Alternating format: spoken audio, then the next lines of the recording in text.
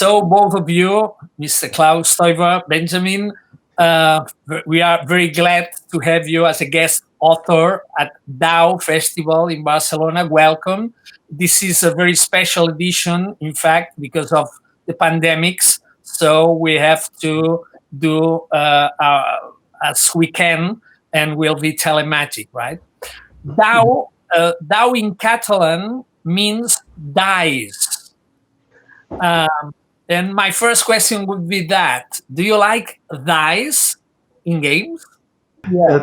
I like die in the game because I think it's a sort of coincidence which makes a game or it gives a game more life. Yeah, because in real life you don't know what will happen tomorrow, and you cannot plan all the things. And so in a game with a die, you have to think about each new situation, and that makes it so so interesting. Benny? I'm not surprised about the answer at all. It's the same here. We both say we like a little bit of luck in a game. So the winner can say, I won because I'm a strategic mastermind, and then the loser can say, no, it's all been bad luck. You won because of the dice. But then having dice is great because like if you think of Catan or other games, the dice determines which resources you get, and then you still have to think about what you do with the resources. So you still have to show that you have skills and can think about it. And the decisions you take, maybe a little bit luck was there at the beginning, but then later it depends on what you do with it. So it's something we like. Okay, but I think it should not be too strong, the part of the die, and you should have a little bit control over it. Yes, and it should not be like a roulette. Yeah. But speaking about Catan, number 7 is very important in dice in Catan because it means the appearance of the robber. But number 7 is the most frequent appearance in it because you have once of 6 times you will add 7. Is that a balancing mechanism? Was it thought about balancing the game? Yes, I think the rubber was necessary to have a balance in the game, because without a rubber you would collect a mass of cards in your hand because there is no danger, and at a time you have 3 or 4 cards of one sort. That's no problem. But with a rubber, you must trade, yeah, because this danger of the rubber is in your neck. So the rubber is very important, and to tie the rubber with the 7. The reason for that was it's the 7 is a special number in this row from 2 to 12, because it is in the mid, and 6 and 8 are similar in the probability, but 7 is the only one number who has the chance of 6 to be rolled. So this was the reason. Now, a question about language. I appreciate you can do this in English. I'm so sorry I can't speak German. But in English, the verb to play appeals to games, but to musical instruments, you play guitar, appeals to theater, playwriters write drama, they are plays, fair play and all that. In our language, in Catalan, we have a linguistic little trouble because jugar, which means to play, means playing, but means gambling as well. The both different things, but with the same word. How about spiel in your language, in German? Do you have any difference in German for those diverse activities? Yeah, you can. Zocken is a word you would say. It's a little bit. How do you say? Not street language, but it's like not the proper word. You can say I go to the casino to play. So like spielen also accounts in German for that. But then if you want to express gambling in particular and you want people to understand, you can say another word, as for example, zocken. Oh, I see. So you don't have the confusion between both. You can have it if you want to confuse someone. You can, because both words are correct. If you want to express yourself properly, you can. You have a variety of words to use. That's great.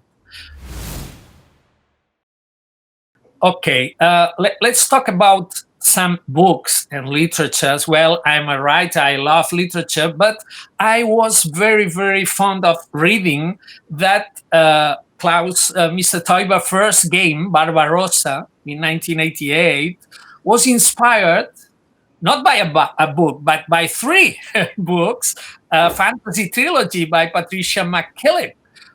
Could you explain how was that coming from literature and thinking about create a game? Yeah, it was how was it called? Conan the Barbarian, who brought me to Patricia McKillip, because in my newspaper I read a very bad critic about the movie Conan. And, bad critic. The author described or proposed other books, fantasy books, that he wrote. They are much better, and so I come to Patricia McKillip's Riddle Master, and I read it with enthusiasm. And when I end the book, I was very sad. Yeah, you know this moment, wonderful story, now it's finished, and what happens in the book followed me a time along and was in my head, and at this time I played very I like it very much to play, and so I had an idea, why not bringing the central elements of this book into a game and to experience the story of the book or a part of the story in the book in a game. And so I could experience the story again. This was my first game, indeed. I developed because I read the book. Or 3 books, because it's a trilogy. A trilogy. Did you read that novel, Benjamin, as well? Actually, I never did. No. I should. You should. You should do. And have you ever met Mrs. Patricia, or no? Does she know that she inspired you? I don't know. Perhaps he likes to play, and an article about Catan, maybe. Maybe you have, because I read about you said I have been just searching her. So and she's 72 now, but she's American, but she grew up in Oregon, Great Britain, and Germany as well. So maybe she can read or speak German as well. Okay. In fact, because I don't know, I have read about Barbarossa, about mold clay sculptures, but which was the element coming from fiction, from fantasy novel that you took into the game? These sculptures or figures? No, it's in the book we have wizards, and they have fights with the opponent wizards, and they fight with riddles. Yeah, you have to solve my riddle, and I'm yours, and who's the better one? Yeah, and this was the element in the middle of this book, and this is then was in the Riddle Master. I called the game in the beginning Riddle Master, not Barbarossa. That's it. Well, it was, in fact, you were working as a dentist at the time, so it was your first game, but it was a hit. It won the Spiel des Jahres award for the first time. I think you have 4 Spiels, if I'm not, you 4 times afterwards with other. But how long did it take for you to build your first game? Yeah, it's when I started to develop games, it was I hadn't in my mind to become a game inventor or something like that. It was only fun to bring the story of the book into a game. And so I started in the early 80s, and it was published 1988. Wow. Between that, I only played it and played it with friends and with my family, and I only have the fun to do that. Yeah, it was a special kind of my own world to develop games, which helps me to stay successful in my profession. And in this time between the first 80s and 1988, I to develop other games. They became later then also Game of the Years, like Alle Verpflichtet or Drunter und Drüber. Yeah. But also, you can say, took 6 years without forcing it to bring it to companies, because I didn't know that games has authors, because in this time there was no name on the box. Yeah. Do you remember that, Benjamin? I mean, as a family member, that your father was playing with some prototypes or something? Absolutely. So that is one of the super nice things, being the kid of a board game developer, that he will come to you sometimes to ask you if you want to play something. So for Barbarossa, unfortunately, I was a bit young. I think I was 4 in 1988. So I saw them, playing around with DAU, and I was like, I want to join, and they were like, you're too young. And maybe that's the reason why Klaus started inventing kids games at some point. I don't know. But I could easily start playing together with them. That's nice. Are games, in a sense, parallel worlds for gamers? I mean, when you create a game, when you have got a prototype there, are you imagining that you are in a parallel world? What do you mean with parallel world? I know the words, but like fiction. I mean, when I start to write a novel and I imagine my characters, I live with them, and they are not real. They are only my imagination. So, in a sense, I create a parallel world, a parallel reality, other reality or alternative. I mean, and I am afraid maybe a creative activity like building a game, creating a game is similar to that. Do you live it like that? Yes, I think it's similar if you write a novel or if you develop a game, when the game has a story. Yeah, there are also abstract games, but when you develop a game on the ground of a story, then you also have a parallel world in that you live a time, yeah. And like Catan is a world where you live. You build an island, and you have. Sometimes I have the feeling that you are a game developer is also ben je regisseur. Like a director? Yeah, and you wrote Drehbuch, is the word. Like a script? the script, yeah, for theater or for a movie, and then come the people on the table, and they fill that script, yeah. And each game will be different to another game because there are other people, and so I made the experience that Barbarossa in some groups was very, very fine, and they like it and love it, and in other one, boring faces. Yeah, this could be very, very different. Yes, and also perhaps on a novel. Yeah, when you write a novel, people perhaps understand what you want to say and love it, and other people, yeah. That's it.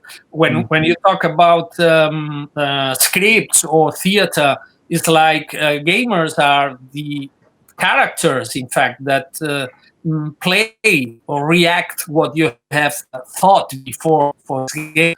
But if I tell you both 5 cultural activities, like playing a board game for an evening, or reading a novel, or going to a theater, or watching a movie, a cinema at home, at Netflix, or listening some music broadcasted at home, or going to a concert, which would be your first option, Klaus?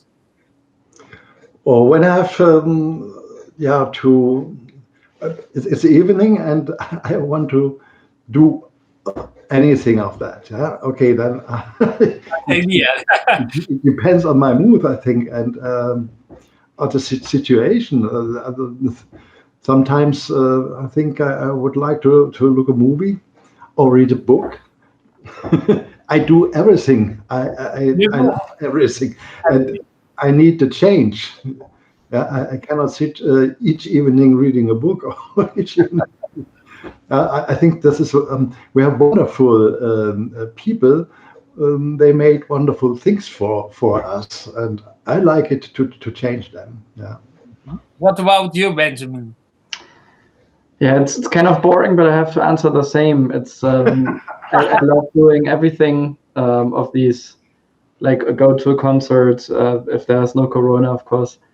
Watch movies, read books, and play games. It really is kind of like part of the mood.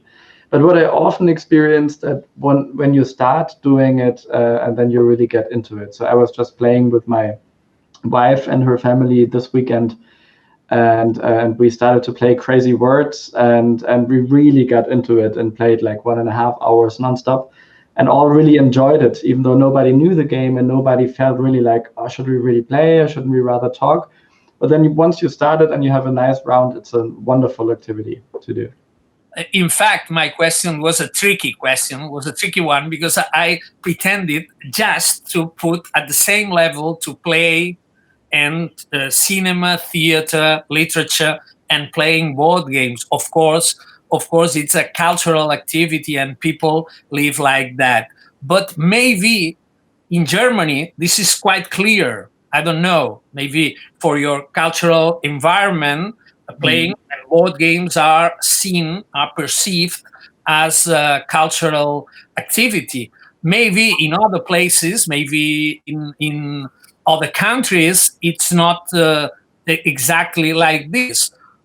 When in Germany start the authors to sign their games? I mean, when was that a first game was signed by an author, which is a cultural mark? Is it very long ago? Yeah, I think there was a change when the name of the authors were shown on the boxes.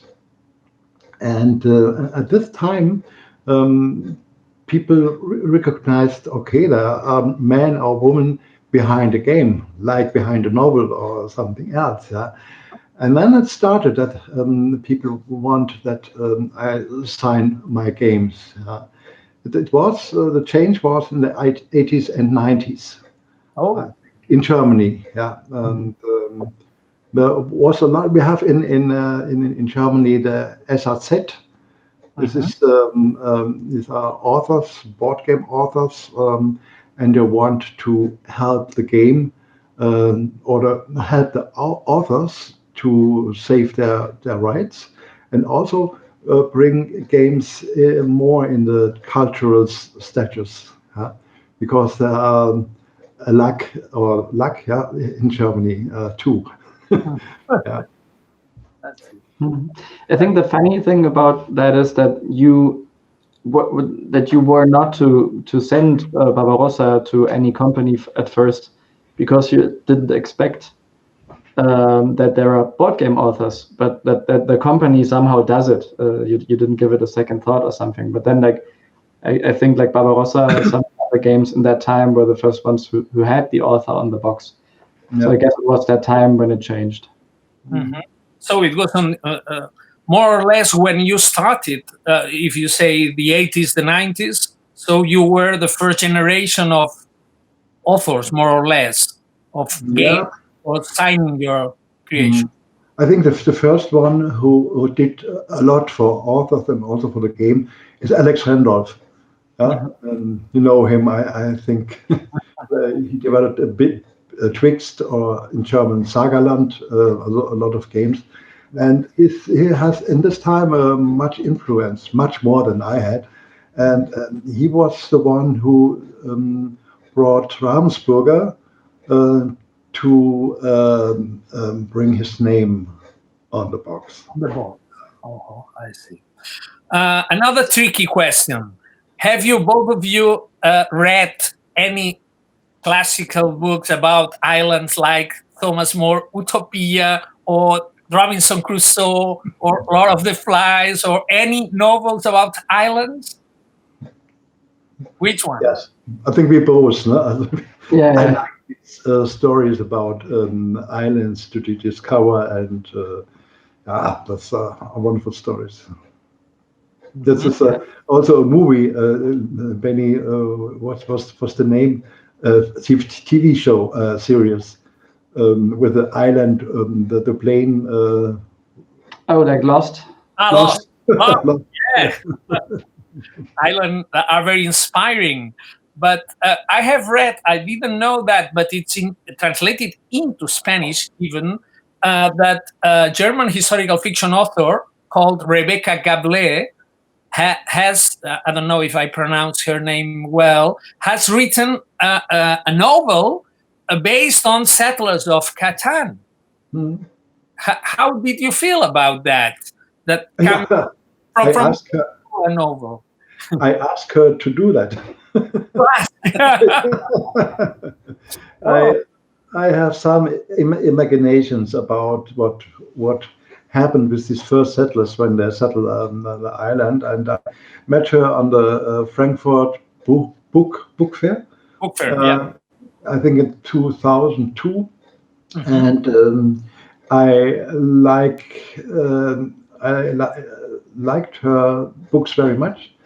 I read, and so I asked her on the fair. I met her and asked her, "Would you like to write a book about my first scribbles I made about what happens to Vikings, and they have to flee from their land and so on?" And so she did, yeah. And then after that novel, there are more games like Candamere or Ellison. Do they come from the novel? Or I don't know if I have assumed it well. Yeah, no, I think that these are like Candamere, which is which is a role playing game, and this is the story in the game about a young man who lost everything on when they arrived Catan. And now he has to do some sorts of tasks, and to convince beers or and this is an aspect, only one aspect of a story, which is very allgemein, broad, wide. Broad, yeah. But the only connection to Rebecca's novel is the name Kandamir. Just. Oh, okay. So it's an independent game, right? Yeah. That's it. Okay. So we finally get into Catan, Die Siedler von Catan in 1995. How did you get the idea of mixing a game with an island? Why an island? Yeah, in the beginning of the development, it were the Vikings who inspired me, because they are sailing not only on the coast, they're sailing over the ocean, and developed Iceland and Greenland and America, yeah, and found settlements on these new islands. And so my wish was to can experience a game where you settle an island, and it should be not should have no natives, because I want to make a game without war, without colonialism, without defeating them. Yeah. And Iceland was such a empty Iceland. Only some monks should have lived there, but there was no family, no people. And so then I want to have an island which is a fiction. And so I thought, okay, the Azores, when you have a circle around the Azores, you get a bigger island. And why not should the ocean, the Atlantic, have built more land on this place? And it's Catan. And this is uninhabited. And yeah, there could be some stories how the Catanians or the northern people come to this island. Do you, Benjamin, remember that creation? Because you were not 4, but 7 years, 11 years old or so. You remember the process in the family creating Catan? We actually, that was one of the games I could finally play as a prototype as well. So it was, it was kind of special. It felt special from beginning on, to be honest. I know that I liked having these resources on my hand, building stuff with it. It was, it felt very natural, very like archaic, the kind of like needs as a human being were spoken to. So even if I was young, I really liked playing it. I remember it well. What about the name for us Catalan people? Catan, and Catalan is very, very close, so we love it, and it's very easy to pronounce. But I have read you got a list of some invented other names. Did you remember any of the discarded nouns? No, the reason to have Catan in the title was a company in Germany who published a video game with the name Die Siedler, the Settlers. The Settlers. Oh. That happened in the time when we wanted to publish Catan. And in the first step, the name of the game was Die Siedler, only Die Siedler. That was the same name like the video game. And I thought, okay, that could evaluate problems later. And indeed, there were problems. So that they said, okay, when we made our first video Catan game, they forbid us to use the word settlers. Oh, my God. Yeah.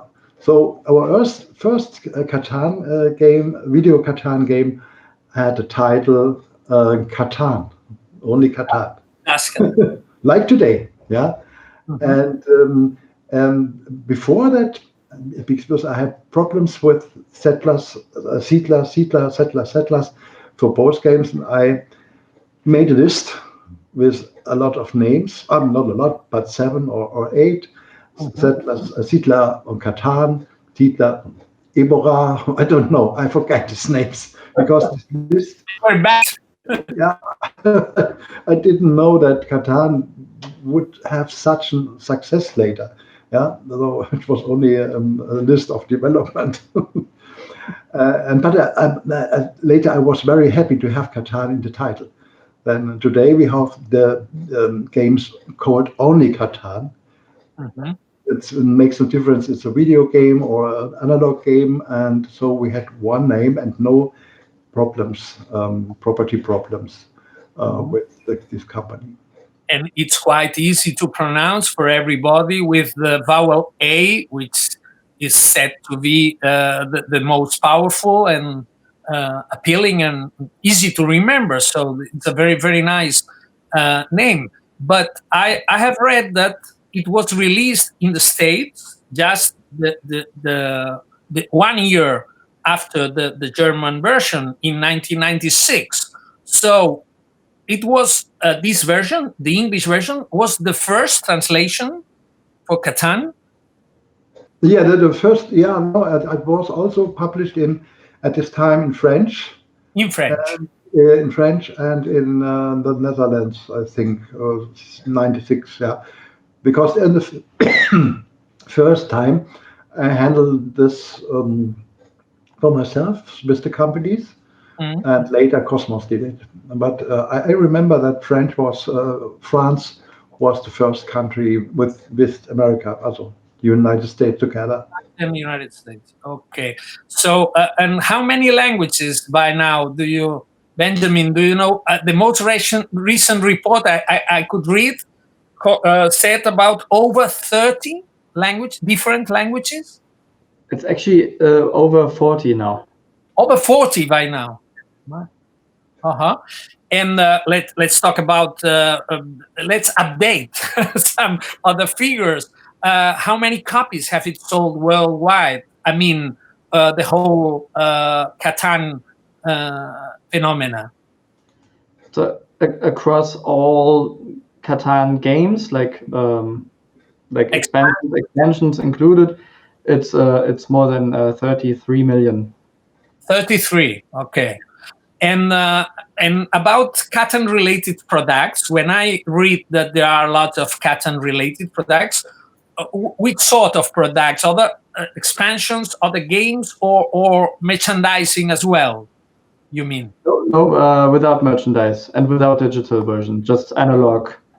Let's say like box games, you could say. And how many of these related products right now? Different ones, I mean. Different games of Catan. Do you mean expansions or spin-offs or what? No, well, in fact, I had for De Vir, which is the publisher here in Barcelona, they have more than, at their catalog, more than 40 Catan-related products, as they say. Catan Cards, Catan Junior, Star Trek Catan, or Game of Thrones Catan. Okay.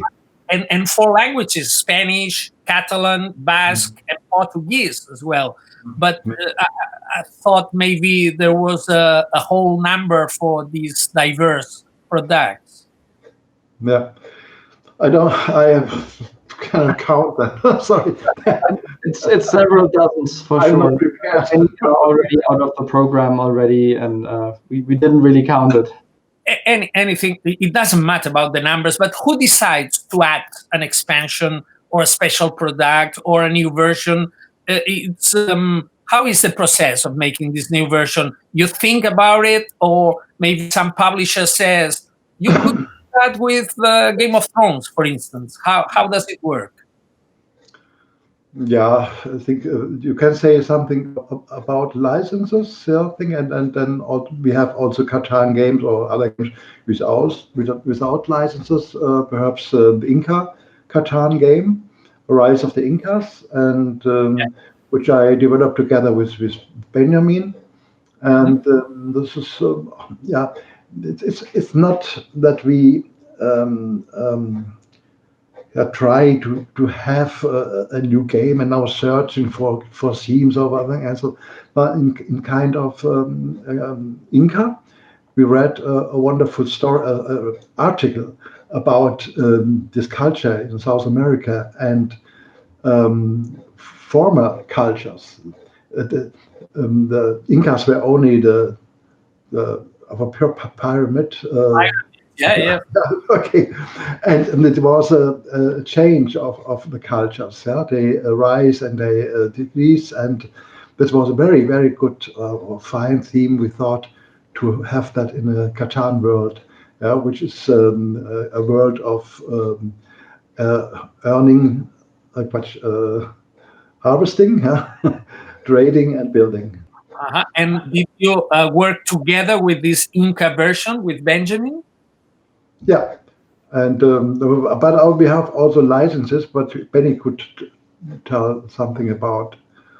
Yeah, I think the important thing is that we always have the story in mind, like just what Klaus just said. Like it's not that we are approached that people say like, okay, now we need this version of the game. Can you make it because we want to sell more? Of course, sometimes we are approached with it, but if we don't have a good idea, we would not do a game or publish a game if we're just mediocrely happy with it.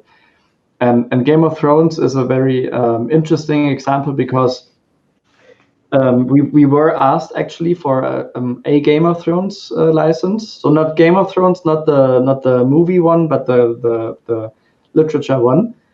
And we said, well, we love the books, we love the movies and the series, but like it doesn't fit to the brand of Catan because it's like cutthroat and you have a death each episode. And in Catan we solve conflicts non-violently. So as much as we want to, we cannot. And then the idea came up actually that we said, oh, but underneath the gift there's this area where all the Catanians collectively fight off a threat from the north. So a little bit like Cities and Knights expansion, where you want to win and want to be the best Catanian, so to say, the best settler, but you're having a common enemy. And that worked wonderfully for Game of Thrones Catan, because then you had to guard the wall and fight them off, but still the most successful settler underneath the gift would become the next Lord Commander, which is the goal of the game. So once we discovered that, we were like, oh, this is amazing, because we love the brand Game of Thrones so much. So yeah, there we went. But we declined to have a game with Star Wars. No? Star Wars doesn't fit. Star Trek, yes, but not Star Wars. Star Wars, that didn't fit. And do you think Catan could have a legacy version? That's nice. Yeah, we have been trying to develop this really for many hours, months, eventually. Years. I love legacy games, and I really had. I mean, like you imagine it so well. Well, you come to the island, and you explore this, and then you continue, and like something new happens and stuff. So it really makes sense when you think about it first time. But then if you go deeper into it, and we really went deep, then actually Catan in its core is very cooperative already in many aspects. So you either make it a cooperative game or you make it a competitive one, but then competitively you need new setups every time.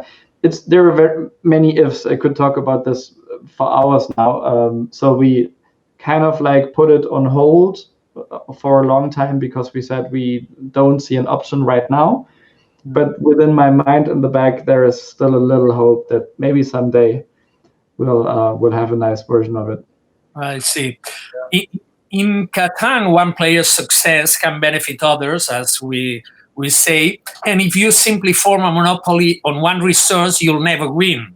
That's a very strong idea, since you have to have a combination of different elements to get anywhere on the island. Do you feel this idea, this philosophy, is realistic in real life? Or do you think this is an aim or wishful thinking?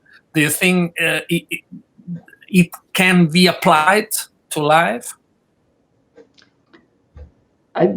Should I say something? Yeah. I think so.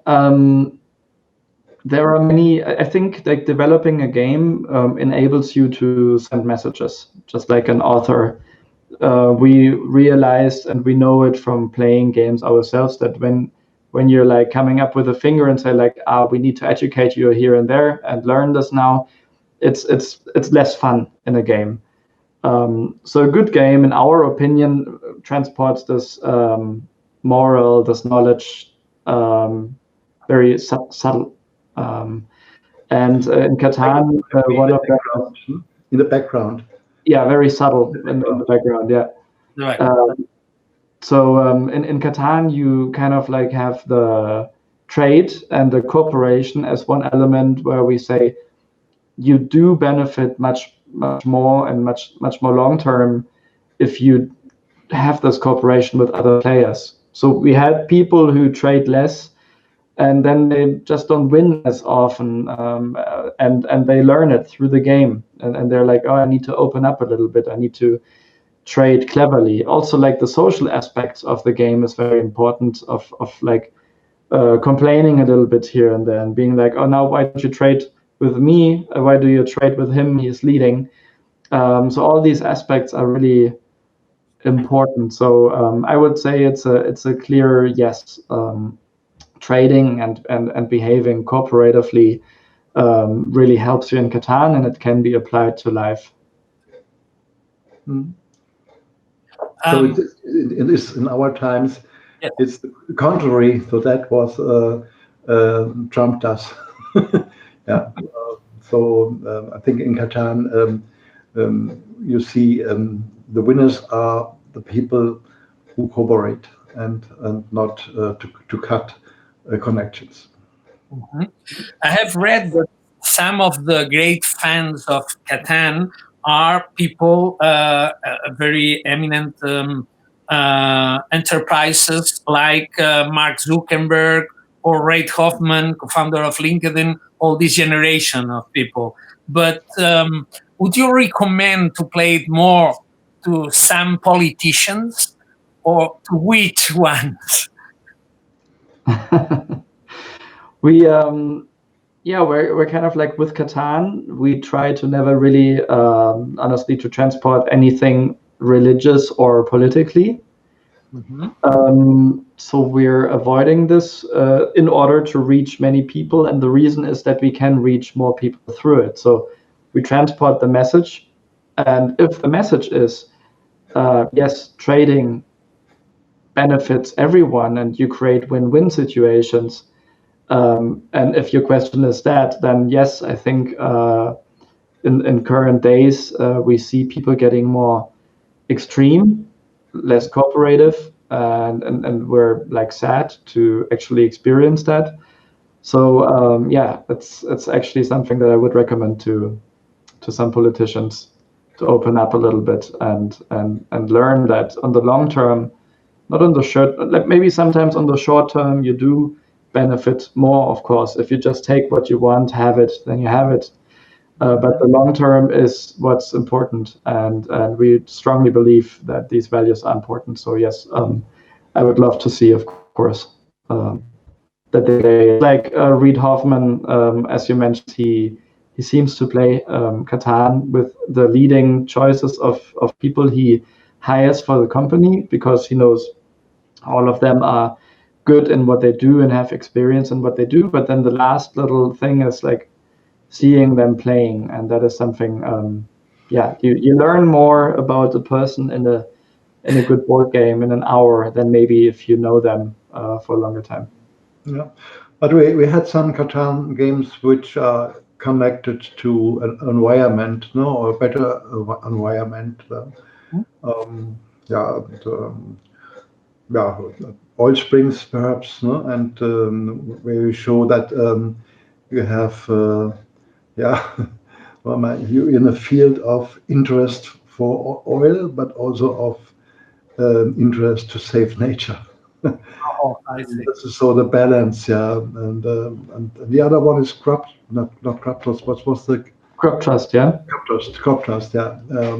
where you can save the seats, yeah, for the people in the Spitzberg, and on the board you try to save these seats, but you try also to win, and this is also a balance between those. Yeah.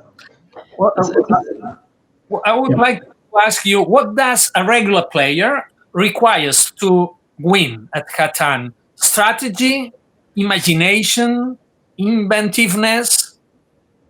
What do you think is the main quality to be successful in a Catan game? I think the social part is the most important. Yeah. Okay, you know the rules, you know some tactics, you know some strategy, but when you bring your person into the game and you are lively and you trade and you have some comments about other gamers, so said, okay, he's leading and I got no resources all the time. Yeah, place the robber to him, not to me. Such things. Yeah, and they are very important to lead the game, yeah, and to decrease the luck factor of the dice. The luck factor, okay. Yeah. Let's talk about your family, as we have you both here, because when you left Klaus, your dental lab in 1998, I have read that you decided to left it because you felt like Catan would fit your family finally, so you could concentrate on making games. How did you collaborate from then on? I mean, it's nice to play with a family, but when you are playing and working, you have to have your own roles, maybe.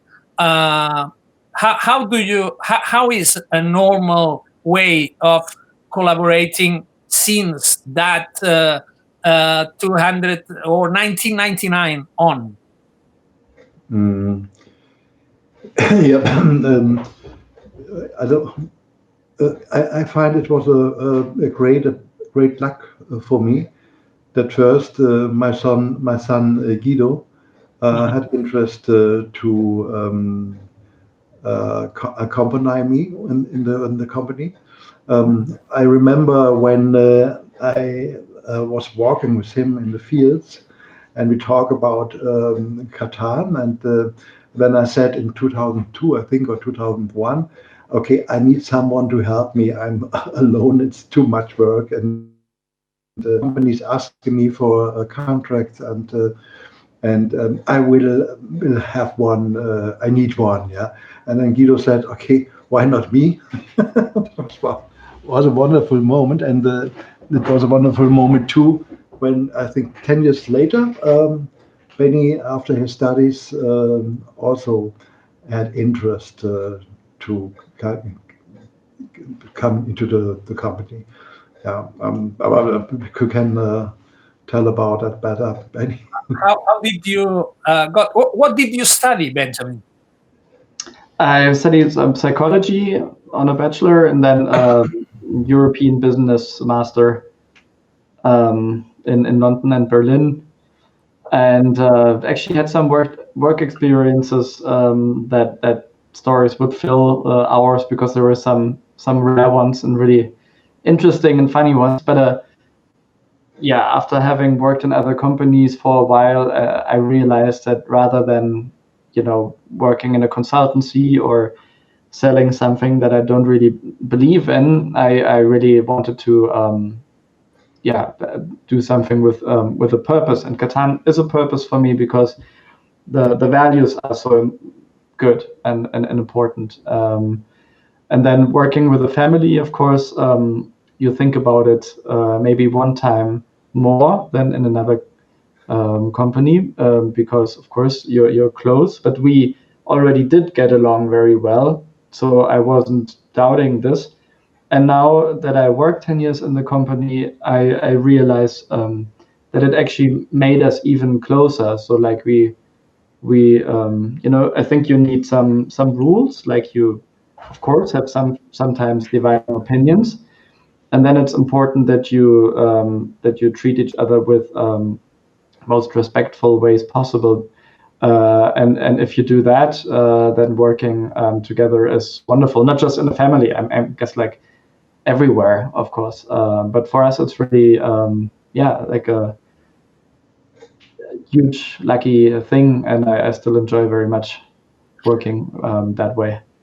Yes. I assume Guido is in the States for the English-speaking part of the game, and you are here at Europe for the other, the non-English language, or how do you divide these roles? Actually, so I live in Frankfurt. In my first year, I told Klaus and Guido, hey, if I start working in the company, is it possible to be what actually nowadays is called a digital nomad? So I lived in Barcelona for a year and really loved the city. Like, and I told myself I'll do it at least for a year, and then I really liked it. It was a bit close for me to get in touch, really, because so many people come and then you make friendships and then they leave. So after a year, I was one of those who also left. But now I'm in Frankfurt, and I talk to Klaus every day, and I talk to Guido every night because we have 9 hours time difference. So you could actually say the Catan GmbH never sleeps. There's always one you can reach, which is a nice thing if you think about it.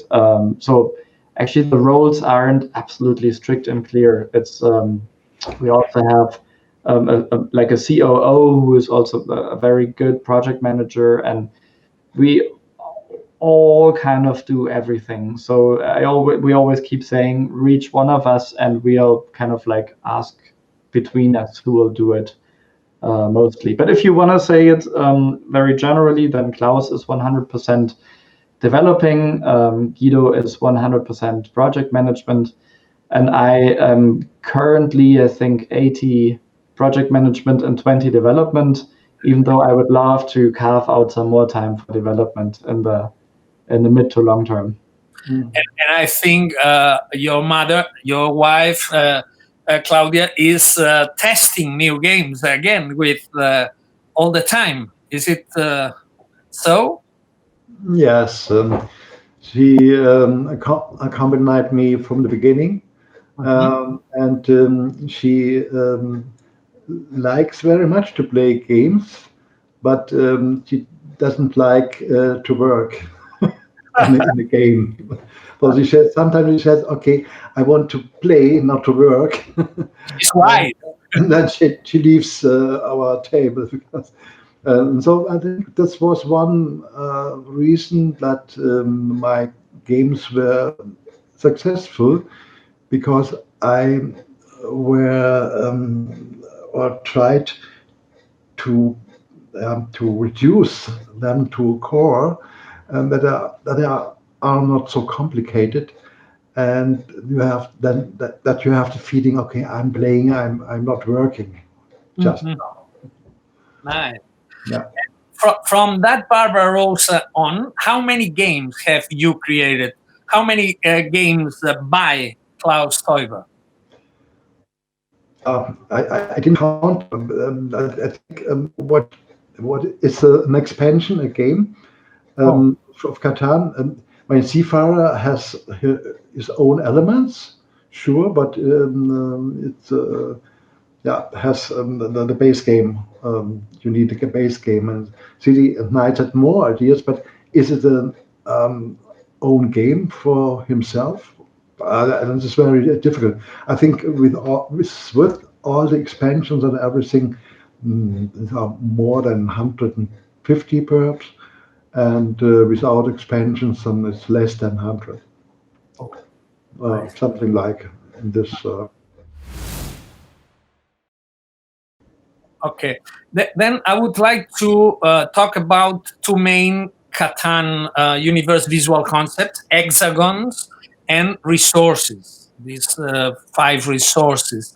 First of all, which is your favorite resource? Of brick, wool, or grain, or lumber? The most games I lost were games when I had a lack of wheat. Wheat. I think wheat is the most important resource in the game. That's so in each new game I look for wheat income for that. And why didn't you add animals? I mean, just mineral and vegetable things. Why not cattle, for instance? Yeah, because the sheep were very important for the Vikings, and so I think that was a relict of the former stories I read, that I took sheep. But in the end, the sheep stands for other animals too.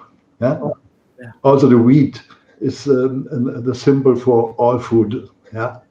We can also say, okay, it's not wheat, it's food, and the sheep is animals. Yeah, house animals. Okay. Let's talk about hexagons. France is usually compared to an hexagon, but the most powerful country in the world, apart from China by now, has its power symbolized by the pentagon. Why did you make Catan Island with X pieces? Where did you take the idea of having hexagons? Perhaps I have on my website, I have some pictures, and they show, okay, the first prototype of Catan. In this prototype, I used squares, no hexagons. And I had in the middle of the squares, I have points of settlements. Yeah, there were 3 landscapes, and in the middle, also perhaps forest, wheat, and hills, and in the middle you have your settlement. And I realized, okay, when I put a lot of these squares fitting together, there are hexagons. Yeah, and because on my website there are pictures about that, and so it changed from squares to hexagons. It was because it was easier to build variable scenarios with hexagons. Yeah. Nice. Let's talk about wheat, about grain. You say this is the most important resource to have for me. For you. Me. But which is the most important thing for any game? Both of you, Benjamin, for instance, to be good for you from your point of view. Which the most important element that you say, that's great, I love it because of this? It's not an easy question. Yeah, it's really tough to say. I don't know. I like to be, my personal preference is being very flexible in gameplay. So I always try to have my settlements a little bit apart from each other. I like to have a wider variety of resources. But then, and this is the grace of Catan, if the situation dictates that, there are like, and I saw this during a World Championship, there are 3 wheat hexes, 3 sheep ones, and the sheep harbor. And then, well, you use that extreme strategy of going to the sheep harbor and have the 3 hexes, and then maybe you win or not. So it's really tough to say that there is something that you always try to take care of, because it really depends on the very variable setup of the board game. There are rather few things that you should always not do. So I know that Klaus would say, never build the longest road at the beginning of the game. And of course he's right, because there's something that gives you no income, but you lose income, and you will have the next best space to build your next settlement, because that gives you more new resources, of course, to expand faster, and then the longest road is something you get towards the end. So there are rather a lot of things that you should try to avoid, and then whatever the luck of the variable setup gives you, you'll have to adapt very flexibly. Yeah, I think you asked what is a good game. Really? Did I? Yeah. That's a very difficult question because there are a lot of games I love, and I think they're good. They're very different from each other. But I think, well, I believe that a good game needs a soul, and you feel that when you open the box, build up the material, and start. And then you see when it is a good game, you feel that there is a ghost coming out of the box, and this ghost brings everybody in the center of the game, and then the game, I think it's good when it have a soul. I totally misunderstood the question, apparently. Yeah. What's the good strategy in Catan? And I was trying to ask for a more general question about elements in a game, any game, but that's okay. Well, you have two opinions, two different sides. That's very good. Let's go by this way. If you had to vote for a top 5 or top 3, sort of Ludo canon of your essential games, which ones would you vote for apart from Catan? I mean, other games by other authors that you have played more, or you consider they are they have their own goals, their own essentiality. Okay. When I started to play games when I was older, 25, something 2025, then the games which brought me to gaming were Risk. Risk were Acquire from Sid Saxon, Formula One from Wolfgang Kramer, and the second was, the fourth was McMulty. Yeah.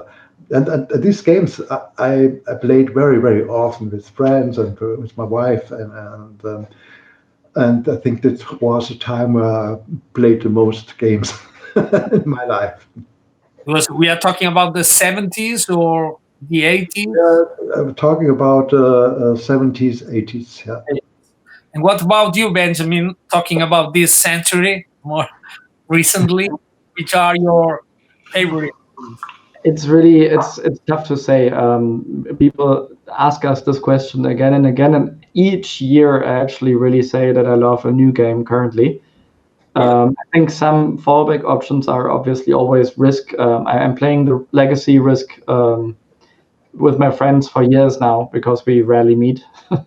But then my wife and I really started playing Decrypto with friends now, and really both like the game, but then not everybody likes it. So we try to push Decrypto to everybody who wants to play with it or who doesn't and has to learn it with us.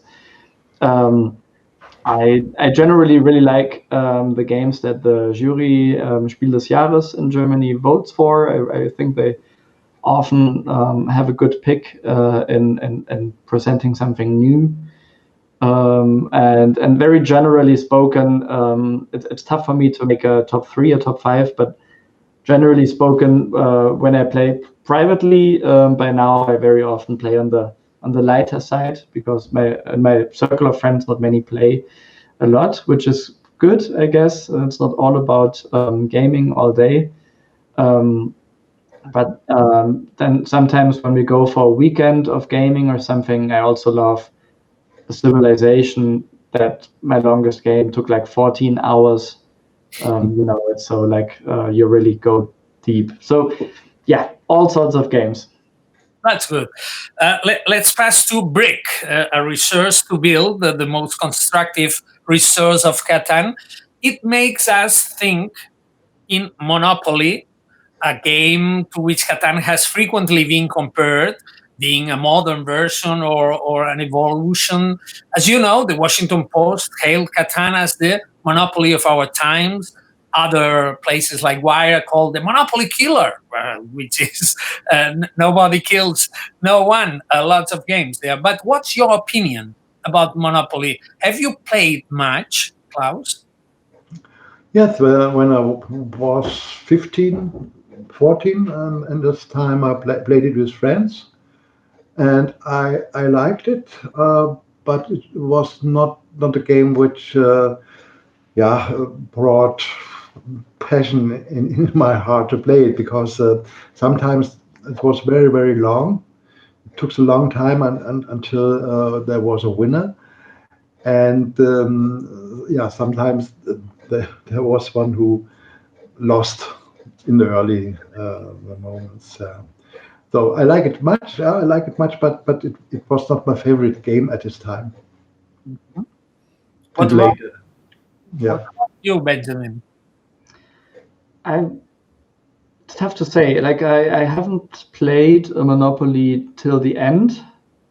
I think because it sometimes takes very long, right? And then in the last 10 years or like 20 years, maybe I didn't really get to play, to be very honest. I downloaded the app, and I think each time has its game, and Monopoly certainly is like it's there for a reason, and it's popular for a reason. The Zeitgeist, as we say in German, like what's currently like in the mood, in the stream of many people's minds, is that Monopoly is very capitalistic, and also is no mercy. So like one player will take it all, and many say that after 1 hour, who will win in 6 hours. So that is what I don't like so much about it, but it's a good game, I think. There's a reason it's successful, of course. But in this century, in this 21st century, there are some versions of Monopoly, for instance, tropical Monopoly with the perimeter, while the original Atlantic City has a volcanic tropical island in the center. And another you-build Monopoly replaces the rectangle properties with hexagon tiles that resemble Catan's terrain. My question is, do you feel like influencers? I didn't know this game. Sorry. Yeah, they are with this hexagon. Yeah. Yeah, but Catan was not the first game with hexagons. I think hexagons are a part of, or a kind of pieces which you can use to more than one game. When nobody uses hexagons, I don't know if they have a side of view on Catan. Sorry, but it's interesting. I didn't know that. Yeah, that's it's called you-build Monopoly, released in the 2010, and it replaced this rectangle for hexagons. But that's an anecdote. But my question, my real deep question is: do you think games reflect the society in which they appear? It wasn't my idea to do that when I developed Catan. It was my wish to experience a game of settlement and discovering, and that it meets the Zeitgeist, which is on, was coincident. It wasn't my goal, and I were lucky that people liked it very much. But I think you could say, some people define, there are many descriptions or definitions for Euro games, and I think one of them is that you rather not solve it through conflict and war, which has been a style of the maybe like more like English US based war games or other games. But I think the Europeans, after the horrible World War II, learned that a peaceful solution is the better one, the best one. And maybe you could say that indirectly, yes, board games have been influenced by how people are in a culture. So I guess even if Klaus didn't actively invent Catan in the way that it is, maybe, or like surely he was of course influenced by the cultural surrounding in which we live. So I guess that games somehow do reflect a society.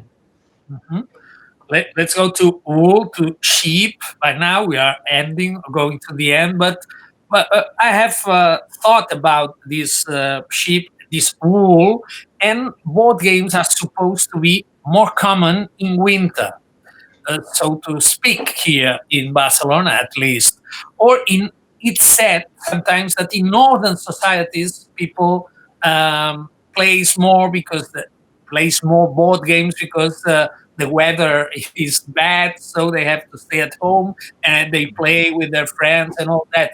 Do you really think bad weather is a good ally, a good fellow for board games? I think yes. Also, Corona was the reason that people played together more than before, and bad weather is a reason too. Yeah, okay, but also played a lot of games in the summer, sitting in the evening with a glass of wine outside on the terrace and playing games. It's wonderful. I think you need not bad weather to play. But you called about Corona times, and real people has been more confined and at home playing more. How are you and your family living this situation by now? Do you travel less or do you play more? Maybe or Yeah, I think we are playing less you play? because yeah, we are very careful about the virus, and Benny visits us, and but we, yeah, we. We sit outside, and sometimes there is wind, and then the tiles would fly away. So we rather decide just to talk. Okay. Let's go to this mineral thing. And I'd like to add one thing actually, because the question was really interesting. When I lived in Barcelona, yeah, in 2010, and I told people I'm a board game developer and I work with board games, and then they would say, oh, like okay, por los niños. They all connected it more like to a children activity.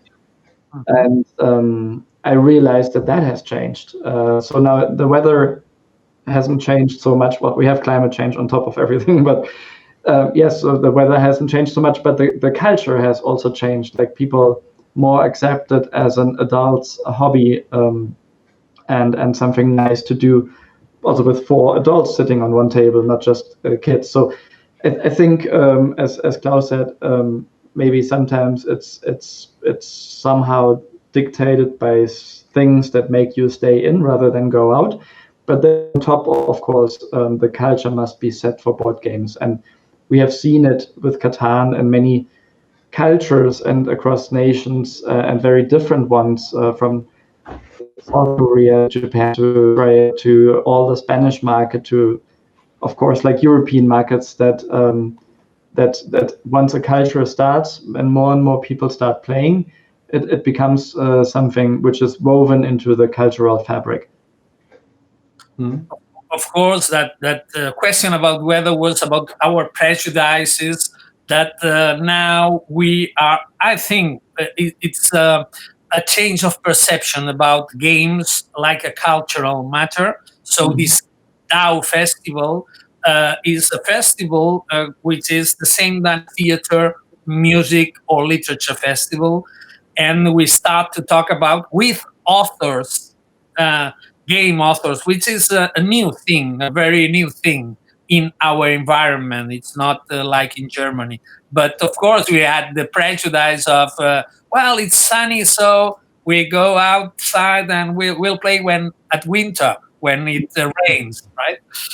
let's go to mineral. And I have read that Klaus, as a child, set up miniature fighters and ancient Romans on the floor. He played with little creating mountains and rivers, and children play with and without rules.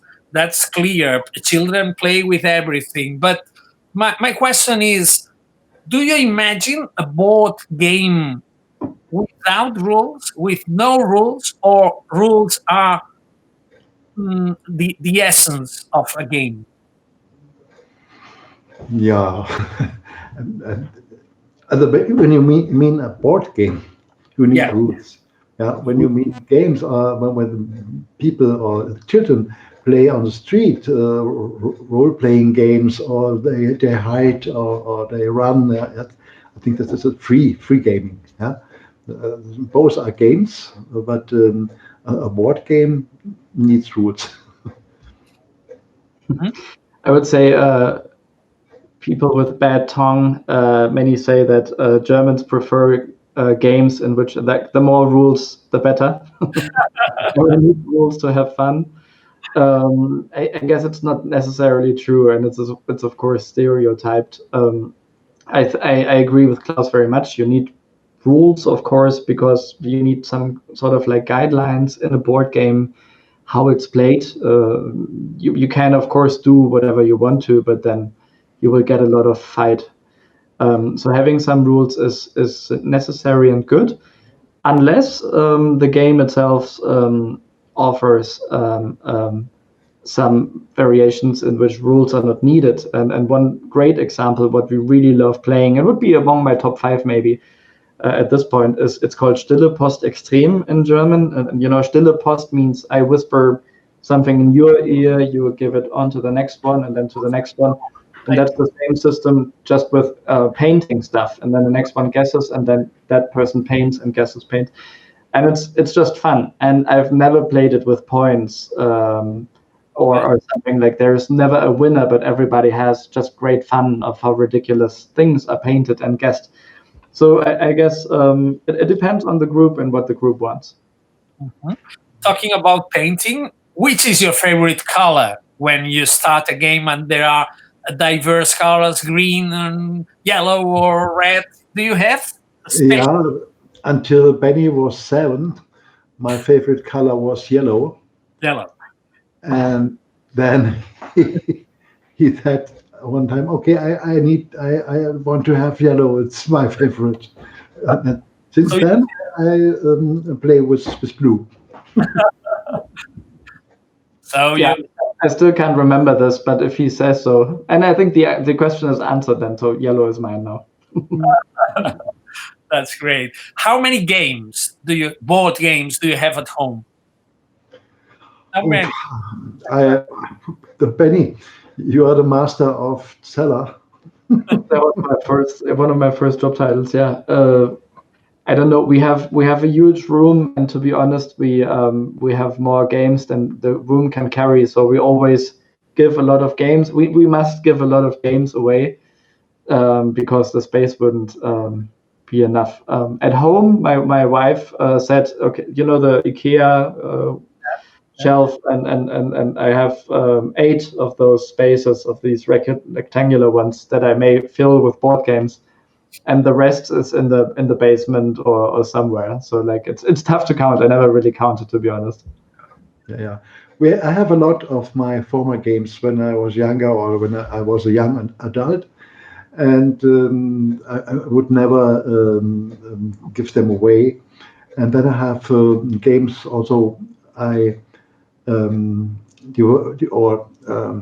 edited with Cosmos together, because we had a group of people, TM. We were 5 friends and we worked for Cosmos. And also I have a lot of these games. And then we have, I think, each year we buy the 10 best games, new games, which we think are the best. But sometimes we have, perhaps only one game in a year will stay in our cellar because we have no place. Mhm. But the trouble is that with books, normally everything is quite the same. You've got diverse measures, but board games are all different sizes, so it's Yeah. very difficult to put them all together. But do you find them, or do you index them? Do you know where to have it? No, No. I think in our cellar were 200, 300 games, perhaps. And we have in our mind where they are. But I have also, We know roughly here are translations of Catan, here are the private board games, here are those that we worked with editorially but didn't publish ourselves. So we roughly know, and then a little chaos helps to keep the mind fresh. Okay. Let's go to Lambert and finishing it. I've watched a documentary called Growing Cardboard about the board game industry. And I watch, it includes a footage of Klaus appearing at a great convention, gaming convention, and playing with all people playing Catan.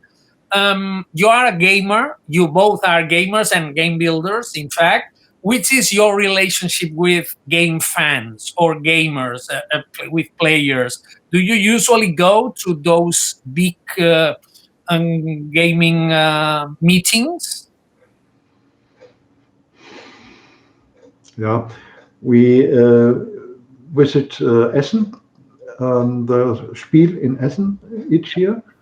And there we have contact to fans, sure, and we know some of them very, very well. And then we also have on the other side a 5-day meeting with people who love to play, not only Catan, every new game on the year. And I visited 1994, I think. Benny, as a child, also accompanied us, and I like that very much to have to meet these people each day, each year again, but not now in the Corona times. Of course. But Benny or Benjamin, do you? He is not going to say, but I think he must be famous in those environments. How do people approach Klaus when they recognize him in Essen or any place? Do they want him to sign the games? Actually, we have like an autograph, like a signature hour, or in the Essen game fairs, for example. I think what I really like about Klaus is that he is so approachable, and he never really changed despite Catan and all that. And that is something that I personally look up to very much, that I like very much. And I think when people see him and see how it is, then sometimes they come with this kind of like, oh my God, this is Klaus Teuber feeling, but then they realize he's just still like a regular man who stayed on the floor, kind of like. So it's nice to see these encounters during the fair, and hopefully we get those encounters soon again when the Corona crisis is gone. Of course. My last questions would be about these electronic. Catan is such a phenomenon that there are even electronic versions to play. What's your opinion about playing online? I mean, not on a board, but on a screen with a computer? Or do you think this is another kind of sport, so to say, or another genre? Yeah, you must divide between board games digital and other games digital. I think someone who likes board games or loves board games has not a time to meet with other people. It's too late. They have no, But then it's wonderful to have a digital Catan game or board game. Yeah, you can play with the people you know, perhaps, or people you will know. Though we had in our former Catan online world, we had cities, virtual cities, which are real to the real cities. Means that when I come to the programmer, he knows, okay, I come from Frankfurt, and then I can play with other people from Frankfurt.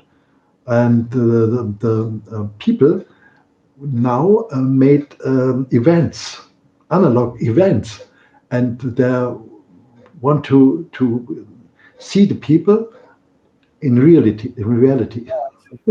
And so board games on the digital way brought people also together. Yeah, so it's a kind of substitution, not more. Yeah. But video games are another sort of thing. Video games are not? Another sport or another games are related. Yeah, board games, digital board games are another kind of. There are so much. There's a big range of video games. You cannot compare them with each other. Okay. We have just received this book, but and hopefully we can't, not even Uriol, not me, can read in German. So we are waiting eagerly to the English version, or maybe hopefully someday a Catalan version or a Spanish version. But lots of photographs here with these prototypes, and it's very nice, but it's very recent, is it? The book was just published this year. This year in German. Yeah. And at the end of the year, coming now in English. Is it an autobiographical word? I mean, what's here? Your biography, your stories? What's that? No, I think it's only the part of my life which is connected with Catan. Yeah. Oh. It's not my whole life. Only what brought me to Catan, and it starts in my childhood, because of my education and my interest in geography and in history. And there were many people I met. They were very important for me to become a game author and not a doctor, which was my idea. And I think so. It's not a real autobiography. Biography. It's more my way to Catan and my experiences on this way. And the title would be in English, My Life, no?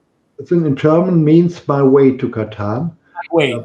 In English, there were another title, no? I say My Journey, because it's a long-term travel experience, kind of like.